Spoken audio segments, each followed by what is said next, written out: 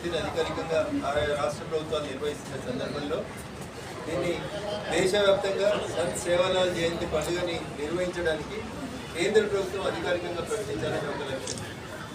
Demanding holiday దాన్ని ఒక పండుగగా గుర్తించి దేశవ్యాప్తంగా సెలబ్రేషన్ జరపడానికి ఒక ఆదేశాలు ఇవ్వాలని చెప్పి ఈరోజు సంబంధిత మంత్రి కల్చరల్ మినిస్టర్ గవర్నర్ బైరాట్ సింగ్ షెకావత్ గారు వెళ్ళడం జరిగింది. సమాజంలో ఈ దేశంలో ఉన్నటువంటి జనాభాలో దాదాపు 1/10 పాపులేషన్ వరకు కొనసాగుతున్నారు వాళ్ళు. అందుకని ఖచ్చితంగా దీనిపైన ఒక తొందరలో ఒక నిర్ణయం తీసుకుంటామని చెప్పినారు.